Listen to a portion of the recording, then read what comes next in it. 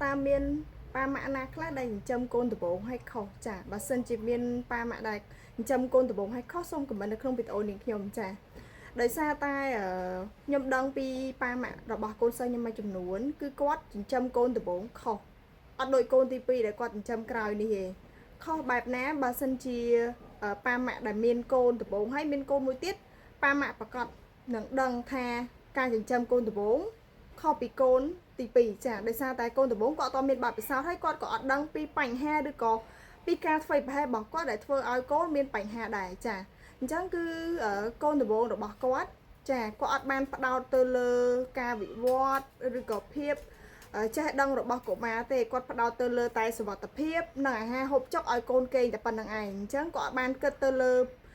ភាពឆ្លាតរបស់កុមារឬក៏ផ្ដោតទៅលើភាពរីកចម្រើនឬក៏កូនគាត់នឹងប៉កែអីចឹងទៅចាអញ្ចឹងគាត់អត់បានផ្ដោតទៅលើចំណុចហ្នឹងគាត់ចិញ្ចឹមកូនខុសគឺគាត់គិតតែពីសុវត្ថិភាពគាត់អត់មានពេលជាមួយកូនច្រើនចាអត់មានពេលបង្រៀនកូនចាពេលខ្លះគាត់ឲ្យកូនគាត់មើលទូរទស្សន៍ឬក៏មើលទូរស័ព្ទទៀតដែលធ្វើឲ្យការវិវត្តរបស់កុមារ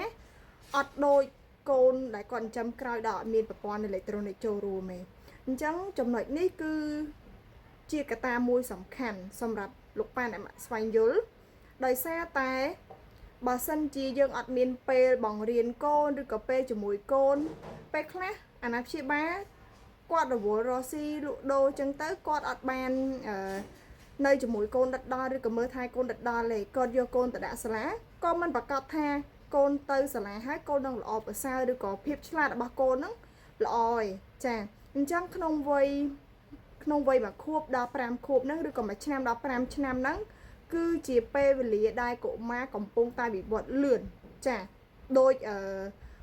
ពន្លករុក្ខជាតិចឹងវាវិវត្តលឿនចានឹងចេញផលលឿនឬក៏ការយល់ដឹងនឹងល្អប្រសើរខ្លាំងចាគឺ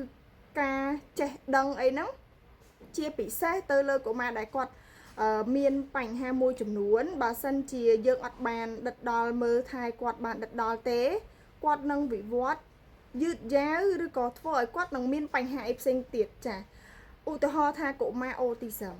ចាគាត់អត់ទាន់លេចឡើងសញ្ញារបស់កុមារអូទីសឹមទេតើតែអាយុ1ខួប2ខួបឬ3ខួបបានគាត់បញ្ចេញសញ្ញាអូទីសឹមមកឲ្យយើងដឹងហើយក្នុងអំឡុងពេលយើងមើលថែគាត់ការគាត់នៅតូចហ្នឹងយើងអត់បានយកចិត្តទុកដាក់ជាមួយគាត់ចាយើងរវល់ធ្វើការរស់ស៊ីយើងទៅយើងអត់បានទុកដាក់យកចិត្តទុកដាក់មួយគាត់យើងទុកឲ្យគាត់នៅជាមួយអ្នកមើលថែឬក៏នៅជាមួយជីដូនជីតាចាពេលខ្លះយើងក៏ឲ្យគាត់មើលទូរស័ព្ទឬក៏មើលទូរទស្សន៍ទៀតអញ្ចឹងប៉ះពាល់សម្រាប់កុមារមែនតើក្នុងការមើលប្រព័ន្ធអេឡិចត្រូនិកនឹងខ្លាំងដោយយកមានពេលឲ្យគាត់ដែលធ្វើឲ្យកុមារបាត់តំណែងសង្គមចាបាត់តំណែងសង្គមបាត់តំណែងជាមួយនឹងមនុស្សជុំវិញខ្លួនអញ្ចឹងក្នុងអំឡុងពេលវិវត្តហ្នឹងគឺកុមារប្រកាសជាត្រូវការពិតជាត្រូវការប៉ាម៉ាក់បើសិនជាគាត់ស្គាល់មុខប៉ាម៉ាក់ច្បាស់គាត់ត្រូវការភាពកក់ក្ដៅពីលោកប៉ាអ្នកម៉ាក់បើសិនជាយើងអត់មានពេលមួយគាត់ហើយយើងផ្ដោតឲ្យគាត់មើលតែប្រព័ន្ធអេឡិចត្រូនិកប្រកាសណាគាត់នឹងផ្ដាច់តំណែងជាមួយនឹងមនុស្សជុំវិញខ្លួនទាំងអស់គាត់គិតថាមានតែប្រព័ន្ធអេឡិចត្រូនិកហ្នឹងទេដែលធ្វើឲ្យគាត់សប្បាយចាគាត់មើលទៅគាត់សប្បាយកុមារខ្លះឈានទៅដល់ចាប់ភាសាទៅលើប្រព័ន្ធអេឡិចត្រូនិកបានទៀតចាដូចជាយើងហៅធម្មតាគឺភាសាសត្វដែលយើងអត់យល់ណាអត់យល់ថាកូននិយាយអីចេញមកអត់ដឹងថាភាសាហ្នឹងភាសាអីគឺដោយសារតែភាសាហ្នឹងគាត់ចាប់យកពីប្រព័ន្ធអេឡិចត្រូនិកចាហើយការចិញ្ចឹមកូនដំបូងខុសហ្នឹងគឺយើងអត់បានដឹងជាការធ្វើផែមួយក៏ប៉ុន្តែយើងអត់បានដឹងថានឹងធ្វើឲ្យកូនអាចនឹងមានបញ្ហាណាមួយកាត់ឡើងឬក៏អាចឲ្យកុមារអូទីសឹមមួយចំនួនគាត់មានបញ្ហាកាន់តែយ៉ាប់ជាងមុនទៀតដោយសារអីដោយសារតែយើងអត់បានជួយគាត់អត់បានតាមដានឬក៏ការសង្កេតរបស់គាត់ហើយនៅក្នុងនឹងដែរជាពិសេសគឺផ្ដោតទៅលើភាពឬក៏ការចេះដឹងរបស់កុមារកដាសមែនតែនអាយុគាត់ប៉ុណ្ណឹងគឺបើសិនជាយើងបរៀនអីគាត់នឹងចេះនឹងគាត់នឹងចាំចាហើយបើសិនជាយើងមានពេលយើងបរៀនគាត់ចាផ្ដោតទៅលើគាត់ឲ្យបានច្រើនมันប្រកាសថាអាយុគាត់2ខួប3ខួបហ្នឹងយើងយកទៅដាក់សាលាហើយគាត់នឹងល្អទេចាมันប្រកាសថានៅសាលានឹងល្អទេចាព្រោះអីសាលាខ្លះអាចនឹងបើកទូរទស្សន៍ឲ្យកុមារមើលទៀត នាងខ្ញុំនិយាយមិនជាសាលាទូទៅទាំងអស់ទេចា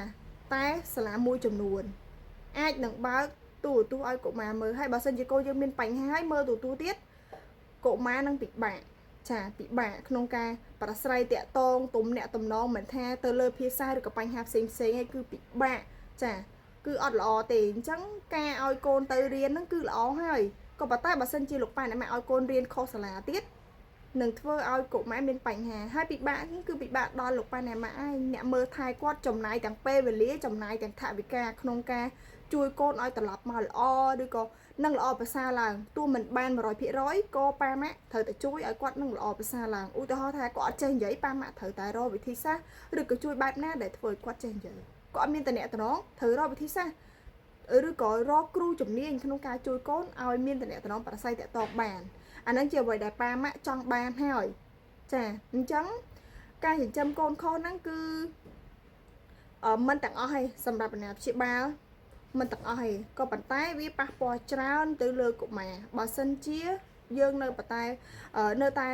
បន្តឲ្យគាត់ប្រើប្រាស់គ្រឿងអេឡិចត្រូនិកច្រើនចាហើយក៏មានបច្ចុប្បន្នហ្នឹងកុមារអូទីសឹមមួយចំនួននៅតែអាណាព្យាបាលឲ្យគាត់មើលប្រព័ន្ធអេឡិចត្រូនិកហ្នឹងច្រើនដែរទូរស័ព្ទ iPad ទៅណាគឺកាន់ជាប់ដៃចាសូម្បីតែទៅញ៉ាំអីនៅខាងក្រៅហ្នឹងតតែមានទូរស័ព្ទមើលឬក៏មាន iPad មើលបានគាត់អាចអង្គុយញ៉ាំបានដោយសារអីដោយសារតែទម្លាប់របស់លោកប៉ាអ្នកម៉ាក់ហ្នឹងឯងដែលធ្វើឲ្យគាត់ធ្លាប់ចាបើសិនជាអត់ឲ្យគាត់មើលទេគាត់នឹងរករឿងចាក្មេងខ្លះអត់អង្គុយបានស្ងៀមទេនៅកន្លែងញ៉ាំអីអត់អាចនៅស្ងៀមទេទៅបកកបញ្ហាអីចឹងទៅចាលពឹសខ្លាំងចាតតែមានទូរស័ព្ទមើលបានគាត់អាចអង្គុយញ៉ាំអាហារនឹងបានហ្នឹងដោយសារអីដោយសារតែអាណាព្យាបាលគាត់អត់បានគិតដកគ្រប់ជ្រុងជ្រោយត្រង់ចំណុចហ្នឹង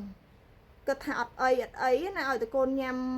ស្រួលបួលទៅឲ្យតកូនញ៉ាំបានច្រើនទៅអត់ចាំបាច់ដេញបច្ចុកឬក៏ដេញចាប់ឬក៏ហត់ខ្លួនទេគ្រាន់ឲ្យទូរស័ព្ទមើលទៅគាត់អង្គុយញ៉ាំស្រួលនឹងអស់ហើយអាហារហ្នឹង